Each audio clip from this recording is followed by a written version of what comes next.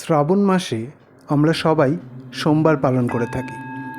প্রতি সোমবার মহাদেবের পুজো করি, উপবাস রাখি, তারপর ফলাহার করে উপোস ভঙ্গ করে থাকি। অনেকে পুরো উপবাস করতে পারেন না, তাই পুজোর পর নিরামিষ ভোজন করে থাকেন। শ্রাবণ মাসের সোমবার আমরা সাধারণত ফল মূল, সাবু, দুধ, মিষ্টি কিংবা নিরামিষ তরকারির সাথে লুচি পরোটা খেয়ে থাকি।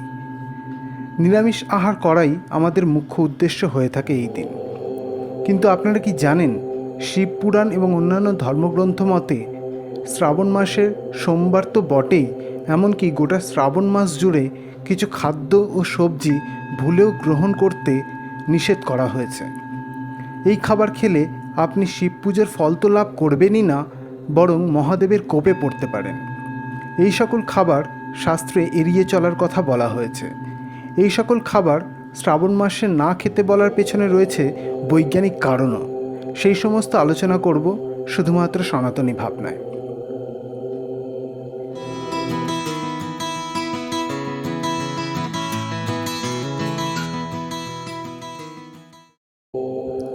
শাস্ত্রমতে যে সকল খাবার খেতে নেই সেগুলো প্রথমে জানাবো, তারপর তার বৈজ্ঞানিক যুক্তি দেব। শাস্ত্রমতে শ্রাবণ মাসে সমস্ত রকম ফল খাওয়া যেতে পারে। সোমবার পুজো শেষে ফলাহার করাই উত্তম, তবে দুধ খাবেন না। পুজোর পর আমরা সাধারণত কাঁচা দুধ খেয়ে থাকি বা কাঁচা দুধ দিয়ে সাবু মাখা খেতে অভ্যস্ত, কিন্তু পুরাণ মতে কাঁচা দুধ খাওয়া শ্রাবণ মাসে উচিত নয়। দুধ কেবলমাত্র শিবলিঙ্গে অর্পণ করা উচিত এই মাসে। অনেকে নিরামিষ তরকারি, লুচি, পরোটা পুজোর পর খেয়ে থাকেন। তাদের উদ্দেশ্যে বলবো, শ্রাবণ মাসে শাক জাতীয় যে কোনো সবজি এবং বেগুন ও ফুলকপি শাস্ত্রমতে বর্জনীয়। শ্রাবণ মাসে এই সকল সবজি ভুলেও খাবেন না। পুরাণ বলছে এই সবজি খেলে মহাদেব কোপিত হন, তাই সর্বতোভাবে এই সকল সবজি এড়িয়ে চলুন। সোমবার তো বটেই, পারলে গোটা শ্রাবণ মাস এই খাবার থেকে বিরত থাকুন।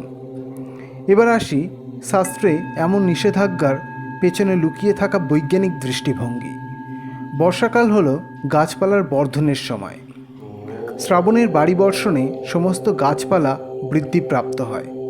এই সময় যদি মানুষ শাক খেতে থাকে, তাহলে কচি চারাগাছ তুলে আনবে মাঠ থেকে। এতে উদ্ভিদের বৃদ্ধি ব্যাহত হবে তথা প্রকৃতির ভারসাম্য নষ্ট হবে। তাছাড়া শাক জাতীয় সবজিতে বর্ষাকালে পোকামাকড় হয় এবং নানা ধরনের ব্যাকটেরিয়া ও জীবাণু জন্ম নেয়। তাই এই শাক খেলে শরীরে নানা রকম রোগ হতে পারে। পিত্তরস বৃদ্ধি পেয়ে হজমের সমস্যা দেখা দিতে পারে। আবার এই সকল শাক গরু বাছুর বর্ষাকালে খায়, তার ফলে তাদের দুধেও ব্যাকটেরিয়া ও জীবাণুর সংখ্যা বর্ধিত হয়। তাই শাস্ত্রে কাঁচা দুধ খেতে বর্ষাকালে নিষেধ করে। তেমনি বর্ষাকালে বেগুনে পোকা হয়, বেগুন নষ্ট হয়ে যায়। তাই সেই বেগুন খেলেও শারীরিক সমস্যা হতে পারে। তাই বেগুনও শ্রাবণ মাসে বর্জনীয়। দেখুন শাস্ত্র কিভাবে আমাদের সুস্থতার কথা চিন্তা করে এই সকল খাবার খেতে নিষেধ করেছেন শ্রাবণ মাসে। সাধারণ মানুষ বৈজ্ঞানিক বিষয় বোঝে না, তাই পুরাণ শাস্ত্র ধর্মের কথা বলে মহাদেবের নাম করে ভয় দেখিয়ে সাধারণ মানুষকে এইসব খাবার খাওয়া থেকে বিরত করেছে। কারণ সাধারণ মানুষ বিজ্ঞানের থেকে ভগবানকে বেশি ভয় পায়। তাই আদি মুনি ঋষি সাধারণ মানুষের এই মানসিক অবস্থা সম্পর্কে অবচেতন ছিলেন এবং সেইভাবেই শাস্ত্র রচনা করেছেন। তাই কুসংস্কার নয়। বর্ষাকালে এই সকল খাবার খেলে আপনি অসুস্থ হবেন। অসুস্থ হলে আপনার রোজগার বন্ধ হয়ে যাবে, সাথে চিকিৎসার খরচ বাড়বে, অর্থাৎ আপনার সংসারে দুঃখ দারিদ্রতা আসবে।